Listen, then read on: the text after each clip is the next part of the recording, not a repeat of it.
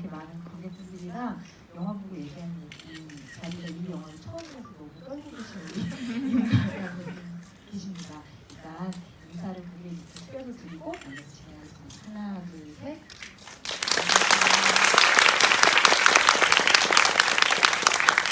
먼저 우리 두 분의 인사 말씀부터 여쭤보겠습니다. 지금 제일 긴장 안 하고 성숙한 마음으로 계시는 우리 배우님. 안녕하세요. 우리 집에서 하나의 역을 맡은 김나연입니다.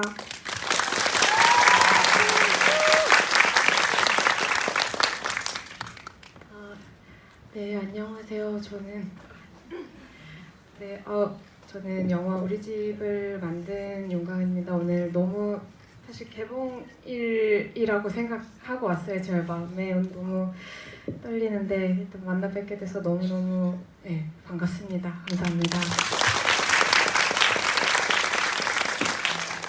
감독님이 해주신 말씀처럼 이게 개봉일처럼 관객분들이 어떻게 영화 보셨는지 너무 궁금해하시기 때문에 제가 몇 가지 질문 드리겠지만 이후에 관객석에 제가 마이크 드리는 시간을 드릴 테니까 그때 직접 영화 어떻게 보셨는지 두 분께 궁금한 점 물어보시는 순서를 갖도록 하겠습니다. 네, 진짜 네.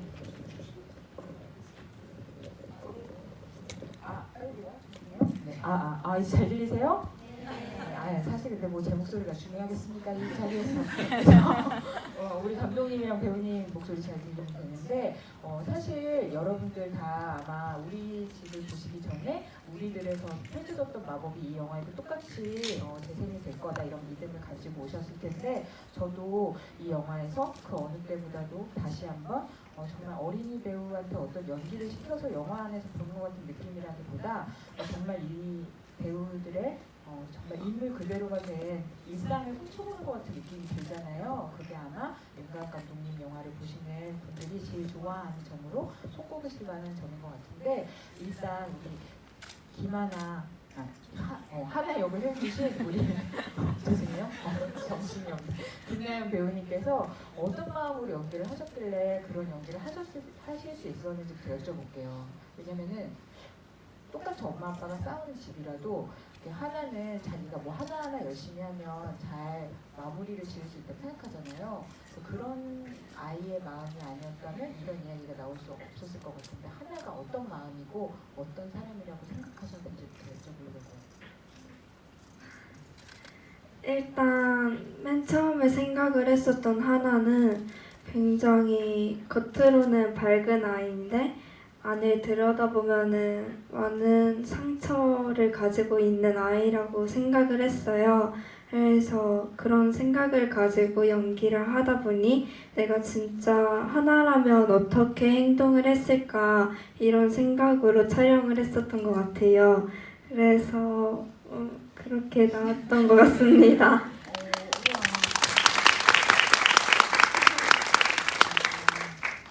근데 감독님한테도 여쭤볼게요. 네. 감독님한테 건강하셨지? 네. 근데 우리들에 이어서 이 작품도 그렇지만 정말 이런 연기를 할 수 있는 배우를 정말 되게 복합적인 오디션 과정을 거쳐서 또 촬영 전에 다 함께하는 상황극 리허설을 거쳐가지고 이런 연기를 끌어내시는 거라고 들었거든요. 근데 정말 우리 김하나 배우님이 자꾸 제가 하나를 김나연 배우님이 오디션 과정에서 보여준 어떤 점을 눈여겨 보셨는지 어떤 배우들을 오디션 과정에서 찾으려고 하시는 건지 좀 여쭤볼게요. 처음에는 원래 나연 배우가 지금 작년보다 10cm가 큰 상태인데 지금 이제 저의 키를 훌쩍 뛰어넘었는데 크십니다. 네, 훨씬 네. 근데 이제 작년에는 이제 키가 152, 3 이럴 때 처음 만나서 사실은 5학년을 연기하기에 좀 크다 그런 생각은 있었어요. 오히려 그래서 이제 그냥 좀 편안한 마음으로 저도 처음 만났는데 대화할 때 긴장을 전혀 안 하고 그러니까 정말 이런 테이블 있고 제가 맞은편에 있고 나연이가 맞은편에 있었는데 제가 사실 어른이고 감독이라서 어떤 식으로든 대화를 하더라도 긴장을 하기 마련인데 정말 편안하게 정말 뭐 오늘은 뭐 이 옆집 언니랑 뭐 수다를 떨어야 되나 뭐 이런 식의 마인드 정도로 진짜 정말로 편안한 대화를 나누고 대화가 너무 잘 통해서 즉흥극 때 한 번 더 보고 싶다 생각을 했는데 즉흥극을 정말 잘했어요. 네, 그냥 그 모든 상황들에 그냥 쑥 들어가서 그 상황이 믿어지게끔 이끄는 그런 네, 연기들을 해줘서 아 키가 살짝 크지만 네, 네, 살짝 큰 반에서 좀 큰 하나면 되겠다 이런 생각이 들어서 뭐 그 다음엔 키 생각도 안 나고 네. 네, 오디션 때 긴장 하나도 안 한 거였어요. 감독님이 옆집 언니라고 생각했어요. 속으로는 굉장히 좀 그래도 긴장을 하고는 들어갔었는데 진짜 맨 처음에 들어가자마자 내가 오디션을 보고 있는 건가? 라는 생각이 들 정도로 진짜 너무 편하게 대해주셔서 그거에 한 번 더 굉장히 많이 풀린 것 같아요. 지금은 어떠십니까? 긴장되십니까? 지금 굉장히 떨립니다. 떨리는 티 하나도 안 나죠. 네, 그러면 박수는 우리 감독이 이제 그만 긴장하시고 한번 쳐드리도록 하겠습니다.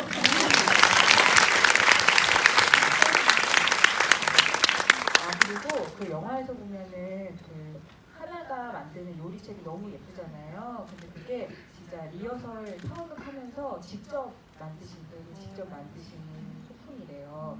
근데 진짜 그거 보면은 그거 만드느라고 집에서 요리도 좀 하셨을 것 같은데 어떠셨어요?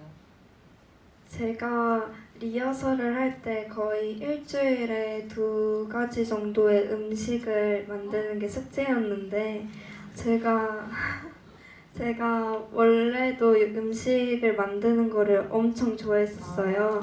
그래서 별다른 문제 없이 그렇게 숙제를 할 수 있었던 것 같고 되게 저도 나름 즐기면서 숙제를 했었던 것 같아요. 그래서 그 과정 자체가 너무 재밌어서 좋았습니다. 그럼 제일 자신 있는 요리는?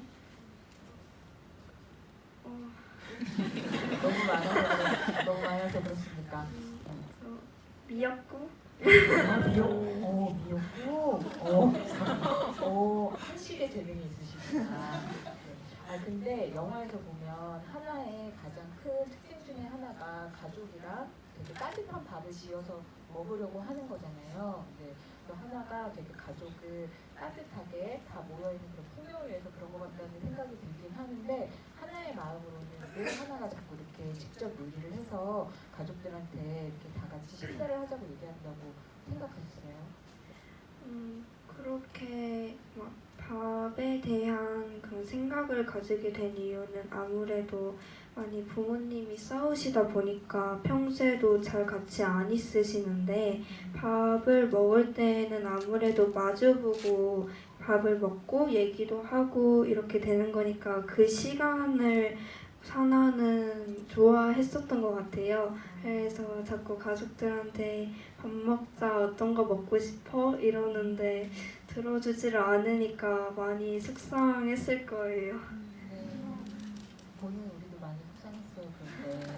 근데 감독님 이 영화에서 가족들이 그러니까 누군가와 같이 따뜻한 밥을 지어 먹고 요리를 해먹는 광경이 되게 중요하잖아요. 그래서 또 눈여겨보면 확실히 하나가 밥 먹자 그러는데 그 먹어주지 않는 가족들이 뭘 밥으로 먹냐 이렇게 보면 그 되게 샌드위치나 뭐 컵라면이나 아니면 뭐 삼촌이 통닭 사온다고 하고 치킨 사온다고 하고 약간 인스턴트나 배달 음식 같은 걸 먹는 걸로 나오거든요. 그래서 감독님한테도 이 영화에서 가족끼리 식사를 한다는 게 되게 중요한 의미로 쓰신 것 같은데 어떠셨는지.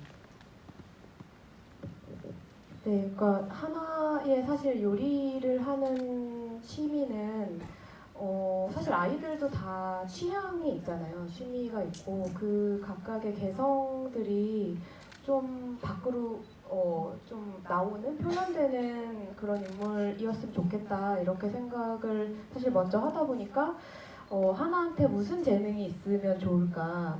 근데 이제 하나는 어쨌든 이런 집안 환경에서 계속 자라왔기 때문에 계속 가족을 어떤 방식으로든 봉합하려는 노력을 알게 모르게 해왔을 거고 그런데 이제 자기 재능이 좀 쓰이는 친구면 좋겠다. 근데 뭐 청소, 빨래 뭐 그러니까 집에서 할 수 있는 것들을 막 이것저것 생각하다 보니까 요리가 아이가 도전하기에도 그렇고 가족들을 좀 모이게 하는 의미로서도 그렇고 좀 자연스럽게 다가갈 수 있는 그런 지점이라고 생각이 들어서 네, 그래서 좀 더 적극적으로 들어오고 나중에 나연 배우 만났을 때도 실제로 요리를 너무 좋아하고 먹는 것도 좋아하고 뭐 그래 이게 이런 점들이 좀 더 드러나면 좋겠다 이런 생각이 또 나중에도 많이 들어서 그래서 더 좀 적극적으로 그랬던 것 같아요.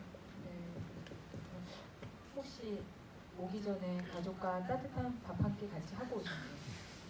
근데 제가 이 나이가 아니지만 영화를 보면서 생각해보니까 그냥 엄마 아빠가 아니고 이제는 따로 사는 뭐 다른 형태의 가족들과 사시는 분들도 많이 있으실 텐데 연령에 따라서 다 같이 모여서 따뜻하게 밥 먹은 적이 언제지? 이렇게 생각해보면 되게 오랜 날을 더듬어야 되더라고요. 그래서 이 영화가 전하려고 하는 어떤 가족의 온기나 그런 것에 대한 그리움 같은 게 그런 이렇게 식사나 밥으로 잘 표현이 된 것 같다는 생각이 들었습니다.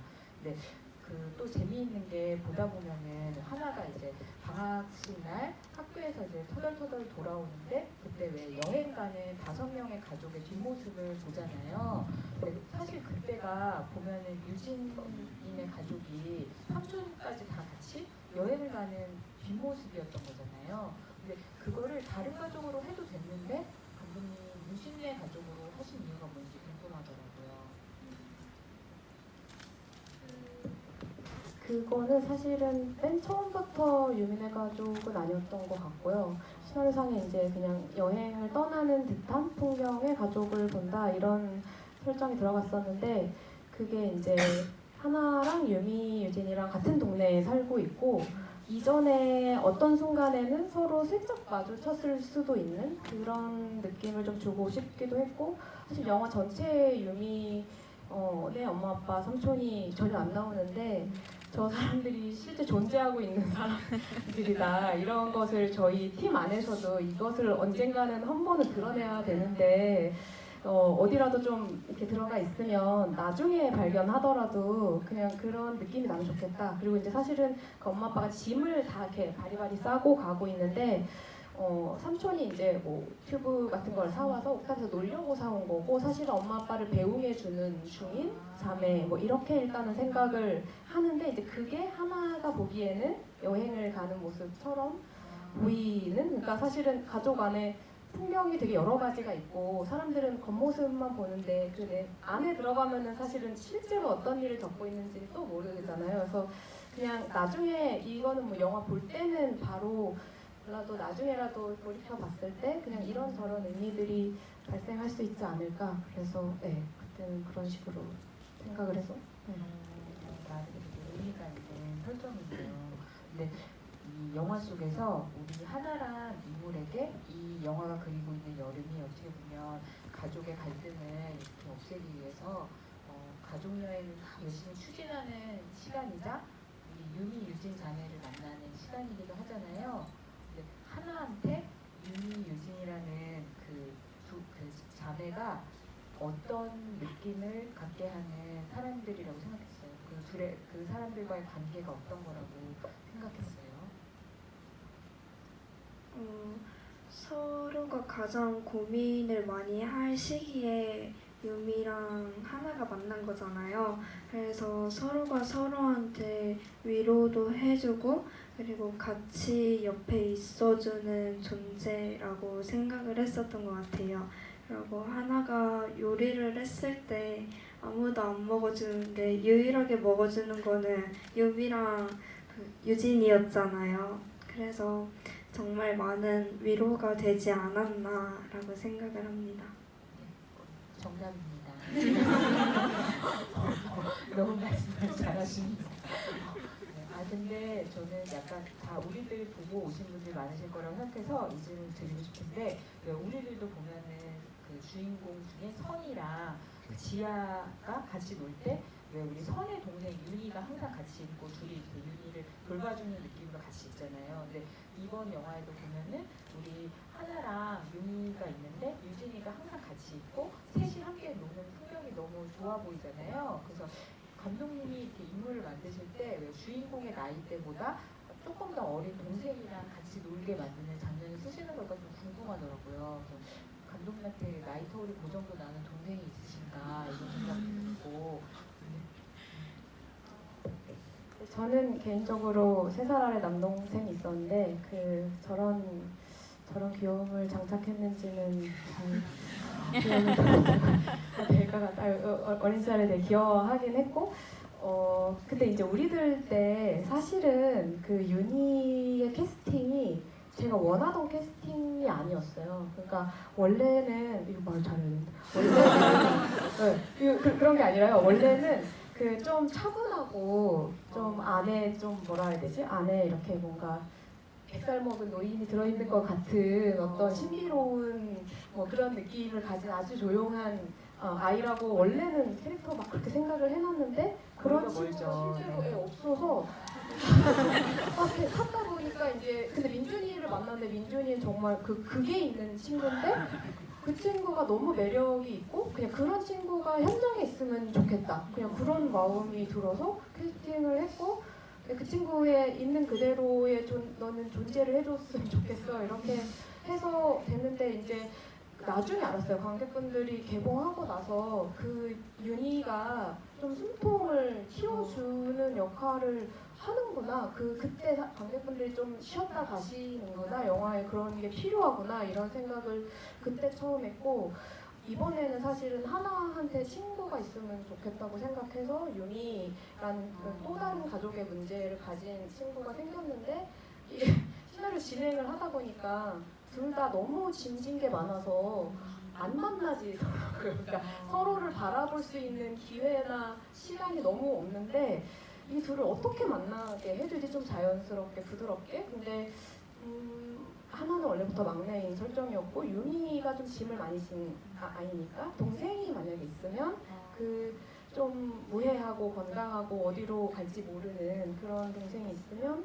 이 둘의 언니 좀 긴장하고 짐진 언니들 사이를 왔다 갔다 하면서 좀 자유롭게 좀 풀어주겠다 이런 생각이 들어서 우리들 때 생각도 나고 해서 이제 그 다음에 근데 이렇게 예린 배우를 만날 줄은 몰랐죠.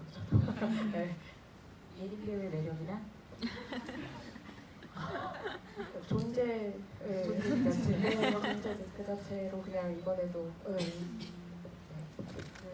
사실 다른 영화에서도 연기 많이 하시지만 거기서는 이렇게 나이 또래가 비슷한 배우들끼리 오래 촬영하는 기회는 별로 없잖아요. 근데 이 영화는 정말 그 누구보다 주인공이 돼서 현장의 주인공이 또 돼가지고 연기를 하셨던 작품이라서 다른 작품이랑 촬영했던 기억이나 이런 게 남다르실 것 같아요. 특히 그 3명이서 같이 촬영할 때 순간순간들 어떤 기억으로 남아있습니까?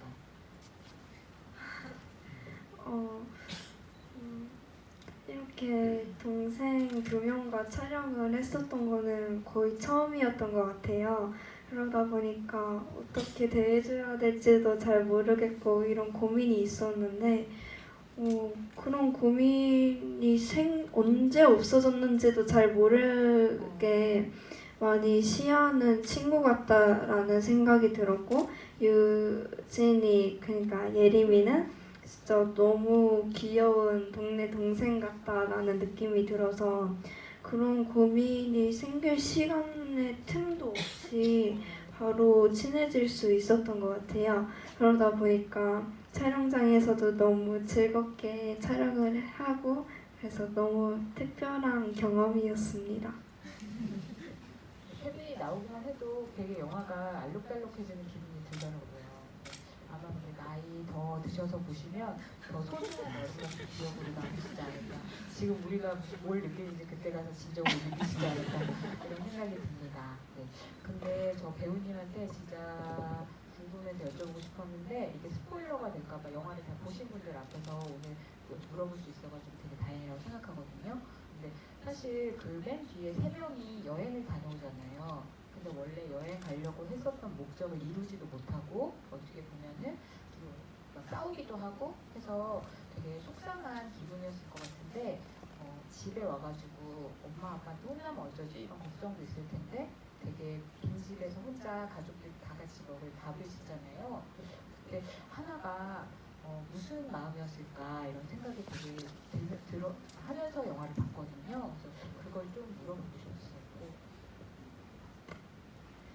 처음에 하나가 생각을 하는 거는 가족이 무너지면 안 돼.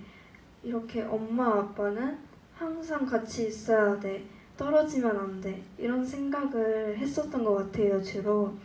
근데 그렇게 여행도 갔다 오고 많은 생각을 하게 된 것 같은데 그렇게 시간이 지나고 나서 하나는 그렇게 떨어지시더라도 그게 두 분이 행복하시면 어떻게 보면은 그게 더 큰 행복이니까 너무 완벽하지 않아도 행복이 있다라고 생각을 하게 된 것 같아서 맨 마지막에 진짜 가족여행 가야지 이렇게 대사를 한 것 같다고 생각을 했습니다.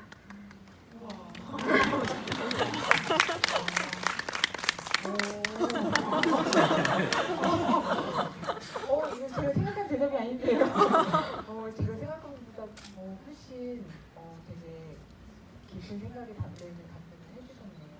감독님이 생각하시는 그게 맞습니다. 아니, 감독님한테 이렇게 약간 돌려서 여쭤봐야겠다. 근데 어쨌든 우리 세 명의 아름다운 소녀들이 여행을 떠나잖아요, 후반에. 근데 그게 어떻게 보면 각자의 집을 떠나는 경험이잖아요, 어른들도 없이. 근데 정말 어떻게 얘기하면 이게 처음에 생각했던 목적을 달성했느냐 이 기준으로 보면 되게 실패한 여행인데 그 여행을 통해서 이 세 명이 얻게 되는 생각이나 감정이 있는 것 같거든요. 그래서 감독님이 이야기를 쓰실 때 이 마지막에 이 여행을 꼭 넣어서 이야기를 마무리 지어야겠다라고 생각하신 이유가 좀 궁금했어요. 바꿔주셔서 너무 감사합니다. 이제 다른 얘기를 처음 들어가지고 깜짝 놀랐어요. 이게 가족 사실은 저한테는 이게 저한테 되게 어려운 시나리오라고 해야 되나? 그러니까 제가 쓰고 있는데도 갈피를 잘 못 잡겠다는 생각을 한동안 되게 오래 했는데 그거는 아마 가족 문제가 해결이 어떻게 해도 안 되더라고요. 그러니까 이게 아이들이 노력을 열심히 하고 이거를 정면으로 보고 자기 문제라고 인식하고 이거를 바꾸려고 개선하려고 애를 쓰지만 사실 이 아이들은 결국 부모들의 어떤 문제들이 변하지 않는다. 내가 어떻게 할 수 없는 문제다라는 상황에 맞닥뜨리는 게 좀 필연적인 결과라는 생각이 들었어요. 그러니까 그거는 그냥 되게 현실이 그러하고 그리고 꼭 그렇게 그러니까 뭐 지금 당장 조금 뭐 화합을 하거나 가정 생활이 나아지거나 이렇다고 해도 언젠가 또 그 모양이 변할 수 있는 게 가족이잖아요. 그래서 계속 변하고 좀 찌그러지기도 하고 망가지기도 하고 그러다 다시 또 살아갈 수 있고 이런 형태가 변하는 거를 좀 받아들이는 순간이 있으면 좋겠는데 계속 집이랑 동네만 왔다 갔다 하니까 이 친구들이 환기할 시간이 한 번도 없었는데 공간적으로도 그렇고 정서적으로도 그런 어떤 순간을 좀 압축된 시간을 만들어주고 싶다는 생각을 좀 많이 했고 그 어떤 답답한 상황에서 그 거부하고 싶은 현실을 두고 그냥 충동 가출처럼 그냥 해버렸는데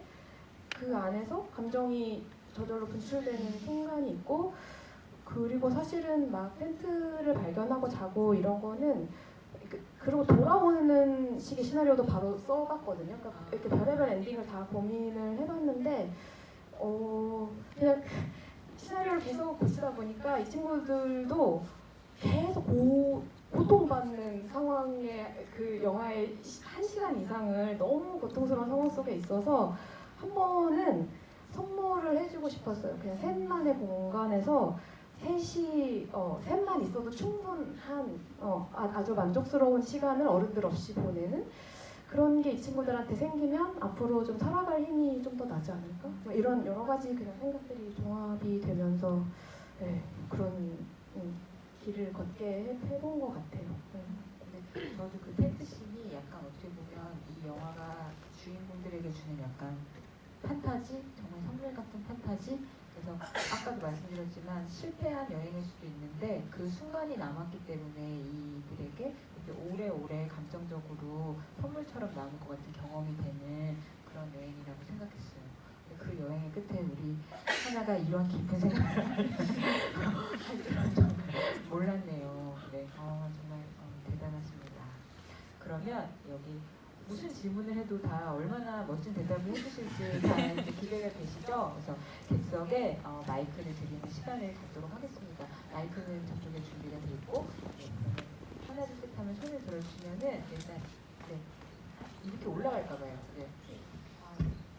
여기 앞에 두 번째 줄 사이드에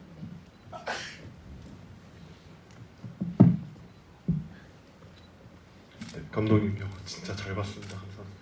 제가 감독님께 궁금한 것은 극 중 전화 오는 모든 전화기가 진동으로 설정되어 있었는데 혹시 그렇게 연출하신 의도가 이제 궁금했습니다. 텔레콤에서 나오신 건 아니고. 그 진짜 고민을 나름 되게 많이 했거든요. 이 전화를 자꾸 많이 쓰게 되는데, 그리고 이제 저희 팀 안에서 이제 최종적으로 구분을 한 거는 하나네 집 식구들은 다 진동, 그리고 유미는 벨소리를 줬어요. 근데 그거는 하나의 벨소리를 뭘로 하면 좋을까에 대한 가장 큰 고민이었는데, 음색이 이렇게 있는 멜로디가 있는 음을 어떤 걸 다 붙여봐도 그게 지금 이 아이가 현재 느끼고 있는 감정이나 뭐 이런 것에 방해가 좀 되고, 오히려 약간 뭐가 현실에 갑자기 탁 깨지는 것 같은 느낌이 좀 많이 들어서, 그리고 이제 하나의 집의 어떤 분위기 뭐 이런 것을 생각할 때 이 집은 그냥 뭐 이렇게 진동, 이게 되게 기계적인 소리잖아요, 그런 게. 그래서 그냥 그렇게 가면 좋겠다. 그리고 근데 유미는 뭐 폴더폰이기도 하고 이제 조금 더 이렇게 어떤 리듬감이 있고 멜로디가 있는, 그래서 이제 바닷가에서는 이제 그 소리가 들리거든요. 그리고 뭐 그런 식으로 일단은 좀 색깔을 좀 달리, 집안 색깔 자체가 좀 다른, 이렇게 생각을 영화 되게 디테일하게 보셨네요. 네. 김나연 배우님은 평소에 휴대전화 벨소리 뭘로 어떤 모드로 하고 다니십니까? 저는 핸드폰의 기종 상관없이 기본으로 되어 있는 벨소리를 쓰는 것 같아요. 네. 기본을 지키시면 그렇다고 할 수 있습니다. 네, 또 이렇게 올라가기를 갑자기 또 이렇게 손 많이 해주시면 어떡하지? 네, 일단 저기 이 세 번째 줄 사이드에 그 분홍색 합의건 입으신 분이 아까 손 드셔가지고 일단 5학년 때 제 키도 그 정도여서 걱정 안 하셔도 될 것 같아요. 그리고 죄송한데 현재 키가 저는 62요. 오 초등학교 때가 63. 부러워요. 그 질문은 간단하게 감독님께는 혹시 학년을 5학년으로 설정하신 이유가 있으신지 궁금하고, 배우님께는 감독님이 해주셨던 뭐 말씀이나 디렉션 중에 가장 기억에 남는 게 있는지 궁금합니다.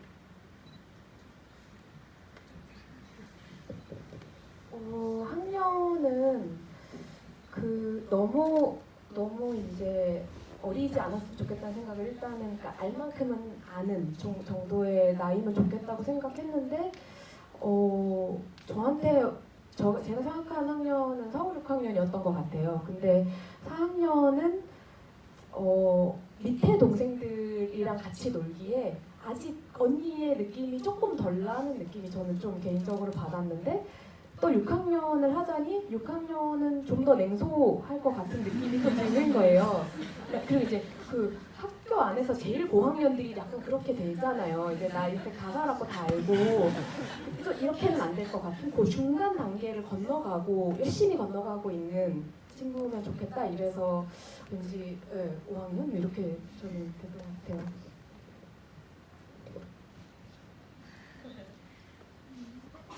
제가 좀 기억력이 안 좋은 편이어서 거짓말. 가장 기억에 남는 거는 감독님께서 너가 진짜 하나라면 어떻게 행동을 했을지 이렇게 많이 말씀을 해주셨던 걸로 저는 기억을 하고 있어요.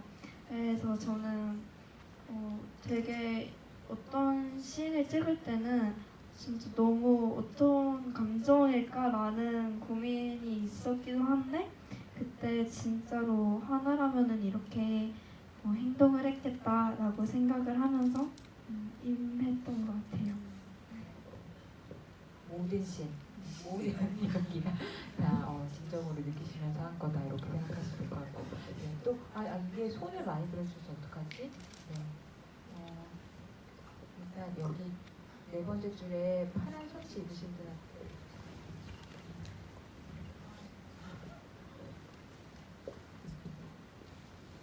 너무 영화 잘 봤다고 말씀드리고 싶고 제가 드릴 질문은 나오는 요리가 다 계란 요리더라고요. 처음에 계란찜, 애들한테 해주는 오므라이스, 비빔면에 있는 삶은 달걀, 달걀 샌드위치, 마지막에 계란 후라이까지 다 계란 음식인데 이런 메뉴를 선택하신 이유가 따로 있는지 궁금합니다.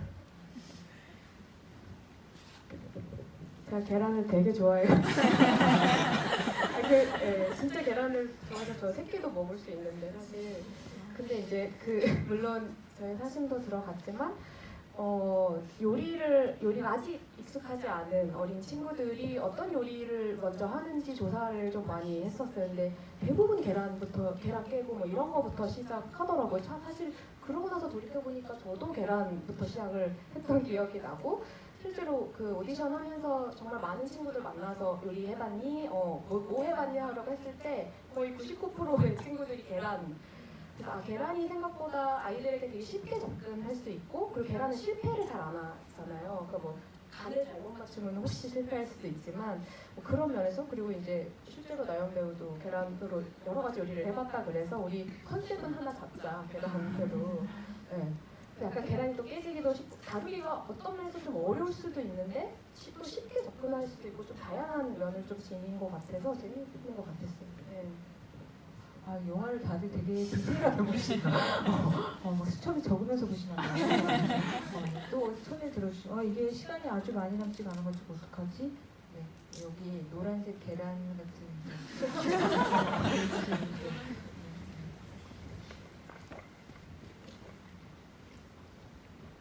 일단 제 거의 우상이신 감독님을 만나 뵙게 돼서 진짜 너무 제가 감독님 보고 영화과를 가게 돼서 어쨌든 네. 질문 짧게 드리겠습니다. 그 영화를 보다 보니까 이제 우리들에 나왔던 친구들이 보이고 그 우리들의 친구들이 손에 다 팔찌를 끼고 있더라고요. 그래서 제가 그걸 보고 너무 설레고 그때 애들이 이제 피구 장면에서 끝나고 났을 때 이제 애들이 잘 지내고 있구나 이런 걸 보게 돼서 너무 감동이었는데 감독님께서 그걸 의도하고 이제 애들이 잘 지내고 있다 이걸 의도하고 넣으신 건지 궁금해서 여쭤보고 싶습니다. 네.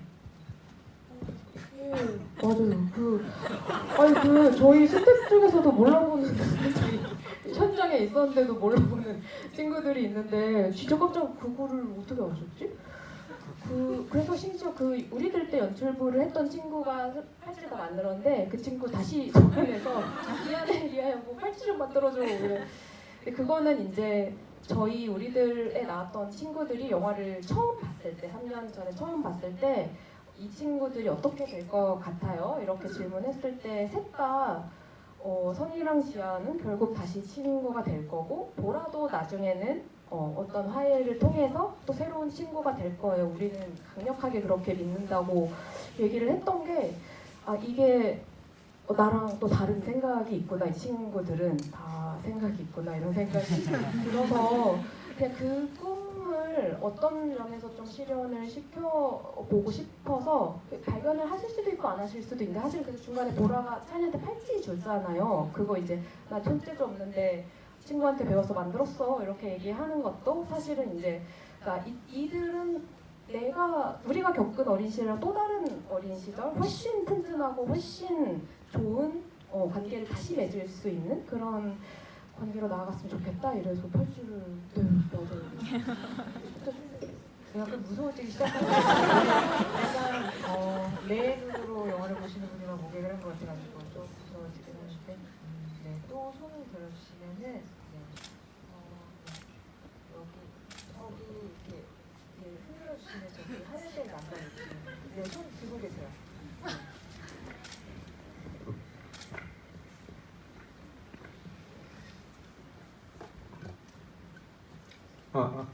네, 감독님 안녕하세요. 네, 영화 잘 봤습니다.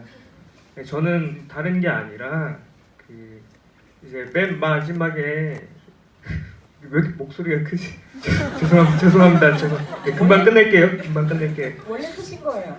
예. 이제 영화에서 보면은 영화 배경음이 총 5번 나오거든요. 그러면 그 영화 배경음이 총 5번 나오는데 유미, 유진이 그다음에 하나, 3명이 이제 같이 밥을 먹을 때, 장을 볼 때, 놀 때, 영화 볼 때, 아니 여행 갈 때 이렇게 5번 나와요. 근데 이제 그게 이제 진정한 가족이 되는 순간이고 가족들이 하는 행동들이잖아요. 그리고 또 보면은 영화에서 핸드폰은 오히려 이제 소통을 원활하게 해주는 게 아니라 소통을 더 멀게 만든단 말이죠. 근데 소라게 있잖아요. 소라게 조그만한 거. 근데 그거는 정말 기적처럼 맨 마지막에 가족을 한 곳으로 한데 묶어서 모아준단 말이에요. 저는 이렇게 봤는데 감독님은 어떻게 생각하시나요?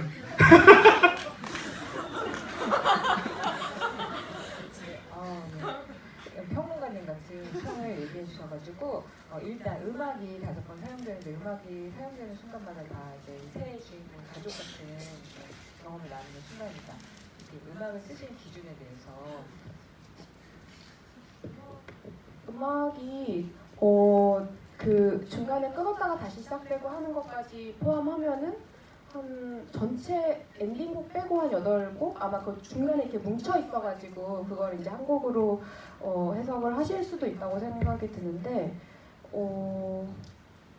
그러네요. 하나의 가족하고 있을 때는 음악을 쓰지 않으려고 했던 것 같은데 그리고 이제 아이들이 뭉치는 순간에 그 정서를 좀 도와주는, 그러니까 그 정서 그 자체를 좀 표현해주는 그런 음악이 있으면 좋겠다. 이렇게 박 감독님이랑은 사실 음악에 대한 이야기는 제 인생에서 사실은 진짜 많이 음악을 써본 도전이기도 해서 뭐 그런 생각을 했었는데 그게 아마 하나의 집 음악은 이제 어떤 경우에는 음악 감독님이 여기 들어갔으면 좋겠다, 좀 감정이 좀 슬픈 감정을 좀 더 고조하거나 뭐 이렇게 제안을 해주셨을 때도 있었는데 그게 자꾸 제 안에서 좀 튕겨나가시는 부분이 있었어요. 그거는 아마 그런 어떤 분위기 자체가 그냥 좀 음악이 쓰인다면은 이들의 어떤 연대와 우정의 순간에 음악이 쓰였으면 좋겠다 이런 저의 계획했던 건 아닌 것 같고 그냥 어떤 의식이 작용을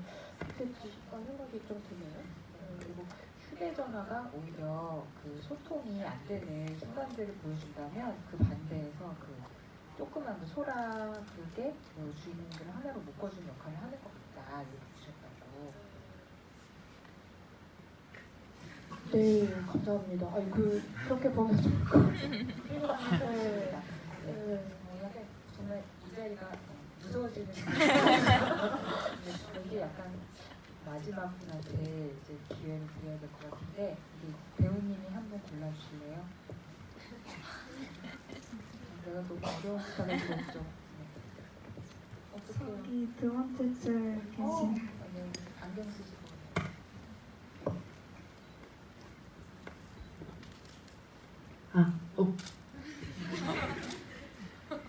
감독님 영화를 정말 좋아해서 그동안 감독하신 작품을 다 봤었거든요. 손님도 그렇고 콩나물도 그렇고 전작 우리들이랑 우리 집까지 다 봤는데 감독님께서 꼭 촬영을 하실 때 아역 배우분들께 어떻게 촬영을 해야 하는지 수칙들이 있다고 들었거든요. 그때 그 수칙들 중에 제일 중요하게 여기는 것은 무엇이고 또 아역 배우분들과 촬영을 하는 이유가 있는지 여쭤보고 싶었습니다.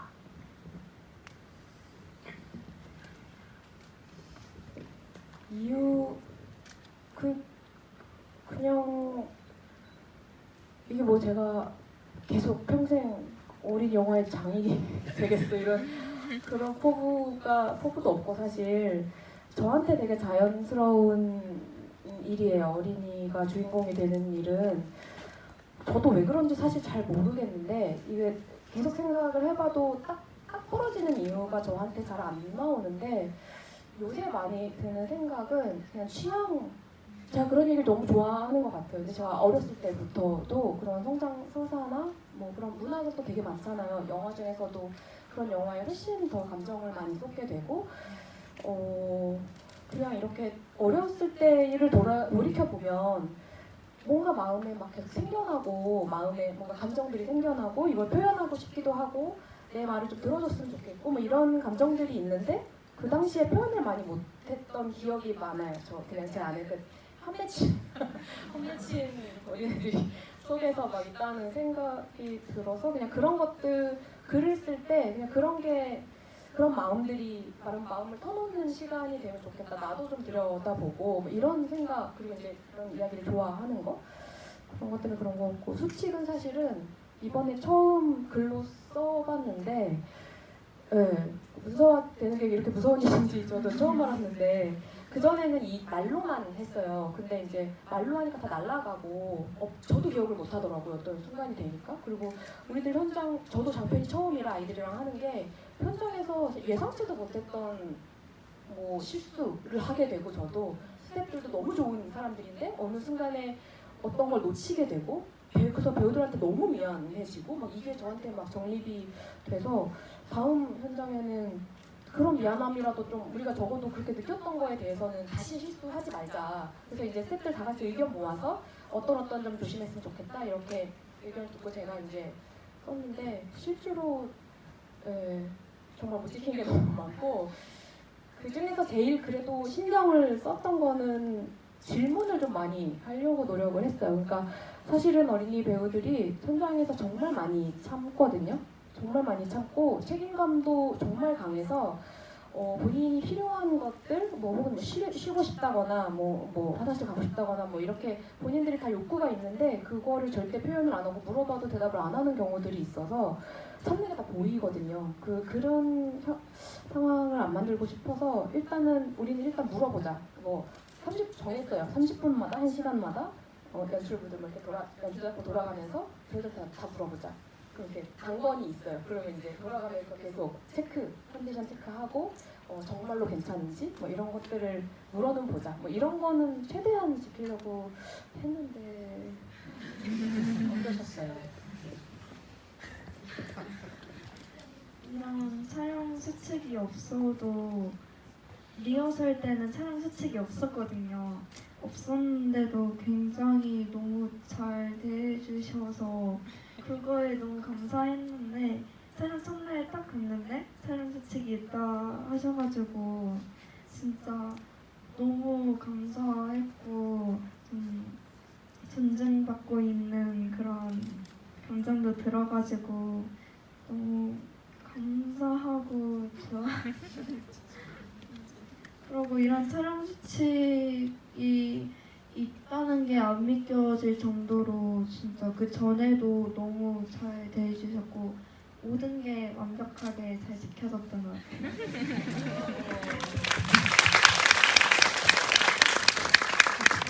좋은 기억만 이렇게 간직하는 좋은 품성이 있으셔서 배우님들이 되게 좋다. 나쁜 건 잘 까먹고 좋은 거 오래 기억하고 이러는 훌륭한 심정을 가지신 배우님인 것 같습니다. 근데 저도 되게 이 영화를 만드는데 이바지 한글도 아는 사람이지만 그런 수칙이 있고 이렇게 두 분이 정말 영화의 주인공이 되는 존재 자체가 화면 안에서만 아니라 그 밖에서도 되게 똑같은 마음으로 배우를 받는 현장에서 그런 마음으로 영화를 찍었다는 게 너무 제가 보기에도 다 기분 좋고 이 영화를 보면서 더 감동을 받게 되는 일인 것 같아요.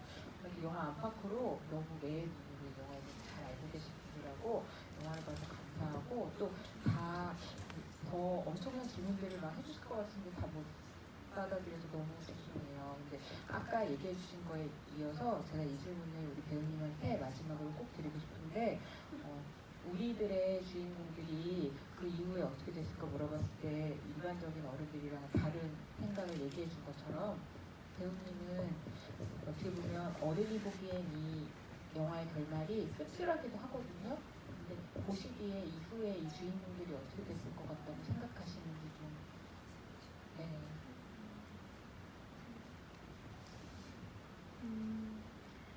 일단 하나는 어떻게 애를 써도 부모님은 결국은 떨어지실 것 같고 유미도 이사는 가야 되는 거니까 가긴 갔을 것 같아요. 근데 그게 끝이라고 해서 진짜 끝이 아닌 거잖아요. 그 뒤에는 더 큰 행복이 있는 거니까 되게 좋은 경험이라고 생각도 할 것 같고 유미랑 유진이랑 하나는 계속 연락을 하고 지낼 것 같아요. 너무 아름다운 얘기예요. 맞아요. 정말로. 근데 진짜 이 영화를 보면은 왜 어렸을 때 우리 엄마 아빠가 최고고 제일 멋있고 막 이렇게 생각하다가 슬슬 그게 아니라는 걸 깨닫는 순간이 오잖아요. 우리 집이 완벽한 동화 속 집이 아니라는 걸 깨달을 때. 근데 그런 순간이 어떻게 보면 그 우리들에서도 인간관계의 어떤 갈등을 처음으로 진지하게 받아들이는 순간을 그리신 것처럼 이 영화에 그런 걸 느끼게 하는 순간이 우리가 성장하면서 한 번씩은 거쳐야 되는 순간인 것 같거든요. 그래서 그런 보석 같은 어떤 첫 시련, 감정, 그때 기억을 이렇게 끌어내주시는 감독님이 있다는 게 진짜 저한테도 너무 기쁜 일이라는 생각이 듭니다. 그래서 여러분은 이 영화에 담긴 감정들을 또 끝나고 이 세 소녀의 앞으로의 이야기를 어떻게 느끼실지 궁금하고요. 그런 생각을 더 앞으로 많이 하시는 그런 시간이 되셨으면 좋겠습니다. 끝으로 두 분의 마지막 말씀 듣고 이 자리 마무리하도록 하겠습니다. 이렇게 늦은 시간에 좌석을 거의 꽉꽉 채울 만큼 많이 와주셔서 너무 감사드리고 혹시나 지인분들 중에 이 영화를 안 보셨으면 같이 아직 개봉 아니에요? 개봉이 며칠이라고요? 8월 22일 극장에서 만나실 수 있고 개봉을 했는데도 안 봤다 이런 분 계시면은 이렇게 끌고 가셔가지고 2번, 3번 이렇게 봐주셨으면 좋겠습니다. 감사합니다.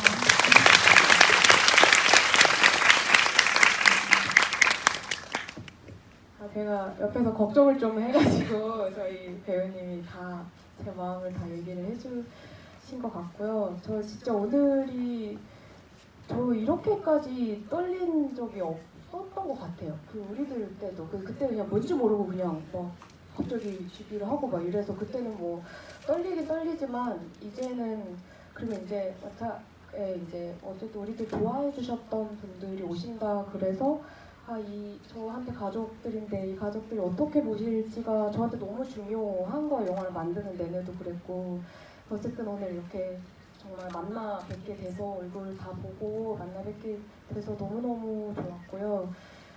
이제 개봉한 기분으로 내일부터는 그래도 개봉한 기분으로 하루하루 맞이할 수 있을 것 같고 네, 일단 이게 정말 귀한 시간 내주셔서 너무너무 감사합니다.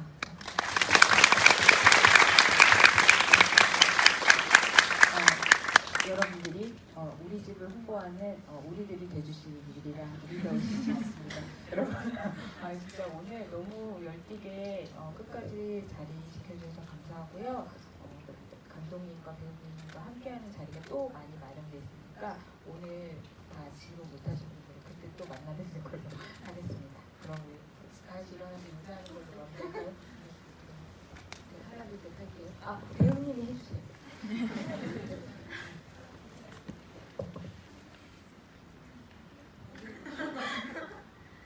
하나, 둘,